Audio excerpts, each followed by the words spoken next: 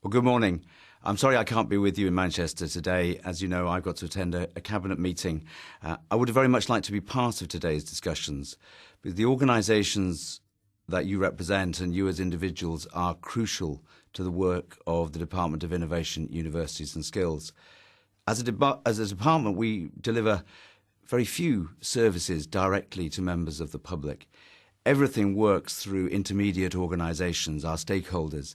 So it's the way that we work together that determines how effective this department is. It isn't a department that has an amazing impact across our society at every different level. We stretch from the individual, perhaps 50 years old, who had a poor experience at school, learning, taking the first stumbling steps to read and write for the first time. We range from that to the extraordinary triumph just last week of the Large Hadron Collider in CERN, something that proves again that British scientists are at the forefront of world science and leaders in international activity. It's no exaggeration to say that DIUS's work is going to have, over the next 5, 10 and 15 years, a huge effect on the shape of Britain. What we do together will help to determine how competitive we are, how effective we are at developing the best of knowledge, of research, of innovation to make sure that our economy is competitive in an increasingly difficult world. What we do at the same time will determine whether all of our fellow citizens share in that, whether we're able to make the best of each individual's ability to enable people to earn more, to provide better lives for themselves and their families. A year ago, I talked about this inevitably in terms of bringing together 3 strands of government into one new department.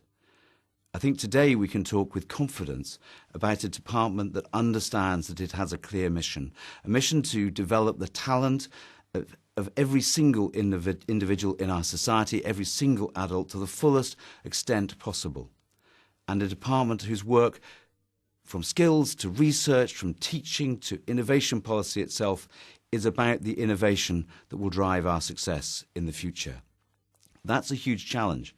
But I think over the last year, we've shown already that we're going to be up to that challenge. Of course, we had a very, very strong base to build on. We weren't coming in to fix things that were fundamentally broken. But many people have been surprised by the scale of the ambition that we've set out over the past year. Just how far and how quickly we want to go in changing the skills system to make it genuinely demand-led, to strip away the bureaucracy which gets in the way of employers engaging in the skills activities that are necessary, in establishing new rights for individuals to learn, and a huge expansion of the apprenticeship programme to re-establish it in its proper place in our training system. We have, I think, in the last year, established not just in our own department, but right across government, just how central higher education and universities will be to the future of this country in the years to come. We've seen an enormous response to the opportunity to establish new centres of higher education and new university colleges. We've ring-fenced the research budget, and we've given universities a central part in the Innovation Nation White Paper that we published earlier this year. And we have built on our science base. We've developed organisations like the Technology Strategy Board to make the investment that is necessary in innovation.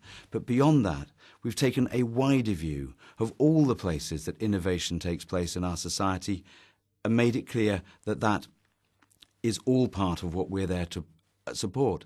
We've established our position as a department with influence right across government on innovation and on skills training. And indeed, we have in the last year taken over the international leadership of the Science and Innovation Network, which gives us real influence for the British government around the world.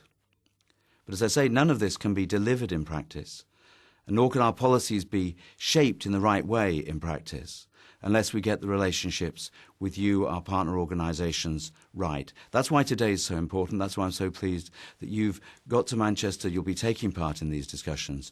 And I look forward to discussing with the officials and my fellow ministers who've done so much over the past year to make sure that we make the next year as successful as the past 12 months.